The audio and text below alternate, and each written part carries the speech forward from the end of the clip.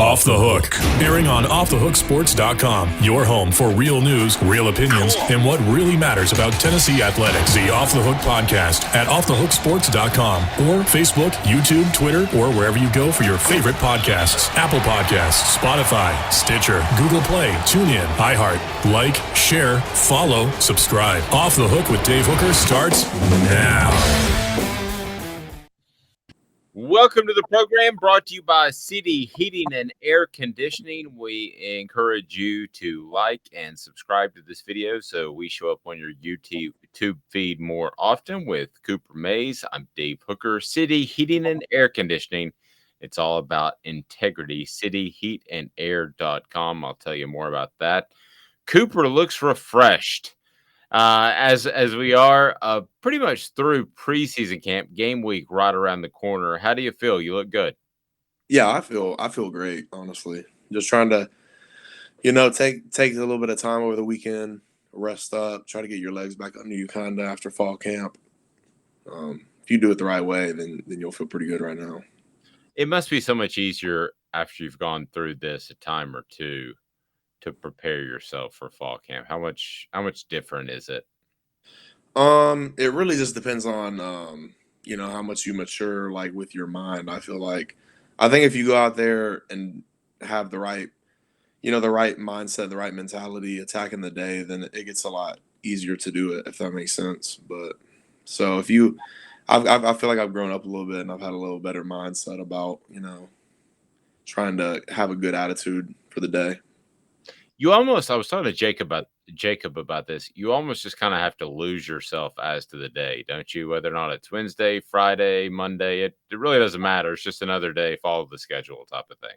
Oh yeah, no doubt. I completely lose, track of what day it is actually in the week, during fall camp. So people kind of like even probably talking to you some, like you would, tell me like, try this day or this day for the show. And I'd be having to look at the schedule and the calendar and everything.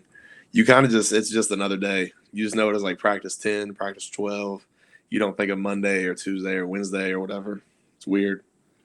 I'm curious if you as players keep up with things like we do, and one of those is Brew McCoy and his eligibility.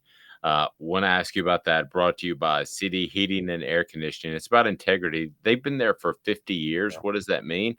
That means that City Heating and Air Conditioning are taking care of their customers. cityheatandair.com. All right, so you practice with him every single day, and I was talking to another current Tennessee player. He said, I didn't even know he wasn't eligible.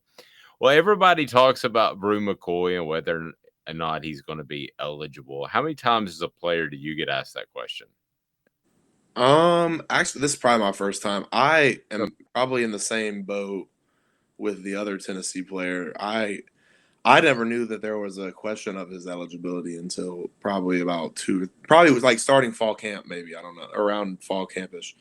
I had no clue that there was like an eligibility battle or whatever. I don't know, whatever you want to call that. But yeah, I hope it works out for sure.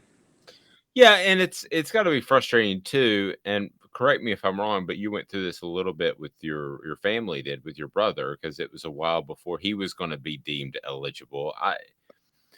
I'll say this: the frustration on that player's end should be the timeliness of it. Not listen, if you want to say somebody's not eligible, that's fine. Those are the rules. If those are the rules, but to just wait and let it linger on, Cooper, that's frustrating. Yeah, it definitely is. It's hard to prepare not knowing like a certainty of whether you're going to play or where you're going to, it's hard. Just not having solid ground on anything makes everything have a little bit more anxiety about it. I remember Cade didn't get eligible until like right up at the beginning of the season. So I do remember that being kind of like a little bit of something that would kind of torment him a little bit. So yeah, it stinks, but it's how things go with NCAA. I'm sure everything's a different case, and they've got to look at everything thoroughly and everything. So I'm sure it's not just as easy as signing something off or whatever. 4 of 5 returners on the offensive line. How good do you feel about this, and one's going to shift positions, but how good do you feel about the offensive line headed into the 2022 season? Yeah, I feel really good about it personally. I think that we took a lot of big strides during fall camp, and just was I was really excited to see how much we grew and kind of gelled as a unit or whatever, and just kind of some advanced stuff going on in the room. So I like it. Yeah, and then in particular that left tackle position, Darnell Wright was there. Do you feel like since we've talked, which has been right out a week or so, that left tackle position has continued to gel on that side? Yeah, I mean, I'm sure. I don't know who the starter is going to be. I don't even know if anybody knows yet. So we'll have to see what happens there. I have no clue and no say in that, obviously. But I think both guys have done a really good job this fall camp. I will say that. So I feel good with whatever guy ends up going. I'm sure it'll work itself out. Yeah, and I think Josh Heupel had said at one point that he expects both to play in the opener. So it does sound like to me that both players have gotten to the point where they deserve playing time. That's a pretty important factor, I think, right? Well, yeah, and of course, the game's always going to be different than practice. So you never want to just like you know start one person and just forget the other. So give both guys a chance to work in the game and see how it works out and everything. And I'm sure at some point it'll start to settle itself out or whatever. Maybe not. Maybe they'll both play a lot. So who knows? I mean, I'm comfortable with both guys for sure. Looks like Jeremiah Crawford and Gerald Mincey at that position at left tackle. At least it looks to be that way. We'll see what shakes out. And Cooper, how would you describe your relationship? I don't mean personal relationship, but your relationship as far as on the line, getting people in the right play sets and calls. How would you describe your relationship with each of those guys? Yeah, I would say I'm very close with both of them. They're both really good guys, and they're very different, but I enjoy being around both of them a lot. So just they're both really really hard workers, and they are both developing a lot at the same time. So I feel comfortable in both of them. They know what they're doing. So I like both guys wherever they're at right now. So now we see NIL money creeping down into high school. I'm curious what you think about that because you're a smart guy. You see the big picture. And I've said for years, college football players deserve a bigger piece of the pie than what they had been getting. I don't know what I think about high school players getting NIL endorsement money. How does that strike you just out of left field? um, I mean, you can't say it's bad. I guess. I mean, there's things about it obviously that they're probably not optimal, but I mean, I guess if you're looking at like an 18-year-old kid, then he, just in the legal side of things, like he should be able to do whatever he wants, as far as making money. So that's a whole issue. And then it's another thing when you talk about how it's going to affect how probably motivated a player is to work hard and everything. It's hard. It's hard really to make statements about everybody because everybody's different. I know a lot of kids that probably would have been okay with you know having money in high school off their NIL or whatever because they would have been the same type kid. But I'm sure there's a lot of kids that would get money and it would probably throw off the whole trajectory of their career. So it's you probably got to look at it like a case by case basis. But I think it's very interesting to say the least. Yeah, and what happens when the first 16-year-old gets it? You mentioned 18, and that's a good benchmark because you're technically an adult. But Cooper, I was an umpire at 16 for Little League, and that's how I made money. And I can tell you, me and my parents wouldn't have been real happy if some governing body had said, Dave can't do that because of some Yeah. rule. It really it.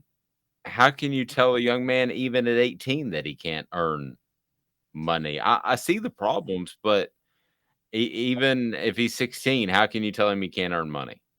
Yeah, I mean, you can't. I guess that's what I mean. I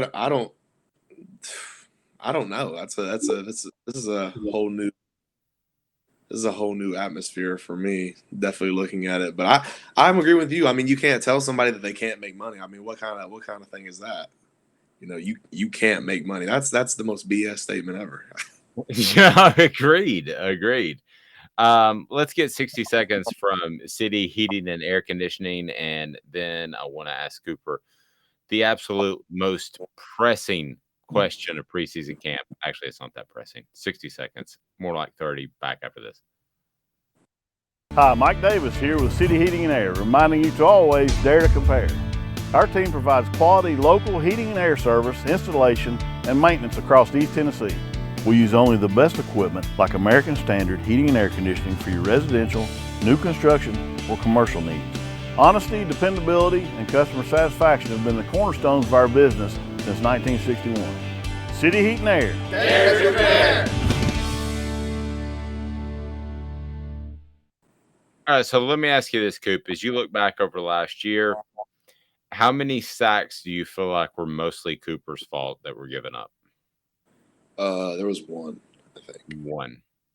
Okay. Yeah, I had a sack versus Alabama versus what was his name?